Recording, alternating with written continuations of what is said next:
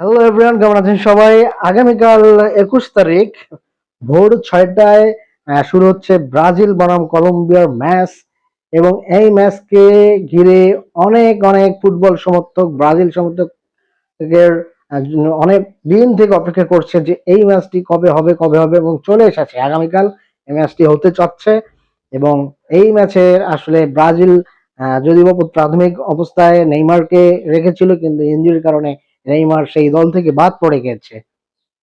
এখন সামনে যেহেতু ম্যাচ, ব্রাজিল সেখানে নিজের হোম ভেন্যুতে খেলছে এবং আহ, একটা হোম ভেন্যুর একটা অ্যাডভান্টেজ তো ব্রাজিল পাবেই, এবং সাথে ব্রাজিলে বর্তমান যে আক্রমণ ভাগ আছে, যেটা রাফিনহা, ভিনিসিয়াস জুনিয়র, রদ্রিগো, আহ এটা অসাধারণ একটা লাইন আপ, যেটা বর্তমান বিশ্বের বড় বড় ক্লাব গুলো, যে রিয়াল মাদ্রিদ, বার্সেলোনা এবং টপ প্লেয়ারদের মধ্যে এই লাইন আপ গুলো রয়েছে। আসলে এই প্লেয়ার গুলো আসলে বর্তমান ভালো ফর্মে রয়েছে।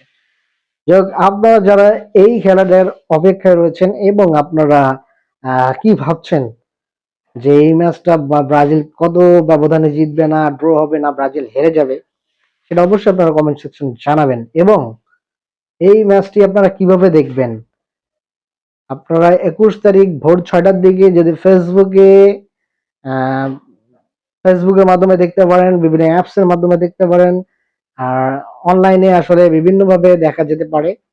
আপনারা স্ক্রিনে দেখা যাচ্ছে সেই কিওয়ার্ডটা যদি ফেসবুকে সার্চ দেন, তাহলে সেটা দিয়েও আপনারা এভাবে দেখতে পারবেন। এবং স্ক্রিনের যে অ্যাপস এর নামটা দেওয়া আছে সেটাও যদি আপনারা ডাউনলোড দিয়ে সেই অ্যাপস এর মাধ্যমে দেখতে পারবেন। বিভিন্নভাবে আসলে ব্রাজিল এবং কলম্বিয়ার এই খেলাগুলো আসলে আপনারা দেখতে পারবেন। আর যাই হোক দর্শক, যেহেতু নেইমার নাই, আসলে দর্শকদের একটা চাওয়া পাওয়া ছিল নেইমার খেলবে। নেইমার জুনিয়রের খেলা অনেকদিন থেকে অনেকে জাতীয় দলের জার্সিতে দেখে না, ব্রাজিলের জার্সিতে দেখে না, সেটা আশা ছিল। কিন্তু ইনজুরির কারণে আসলে এই আশাটা আসলে দীর্ঘ একটা সময় আরো বেড়ে গেল। এবং আশা করব যে পরবর্তী দিন ম্যাচগুলোতে ব্রাজিল নেইমারকে পাবে। আর ব্রাজিলের গোলকিপার হিসাবে আছে এলিসন বেকার, এদিকে মার্কিনিয়াস রয়েছে। তারপর ডিফেন্সটাও মোটামুটি ভালো রয়েছে।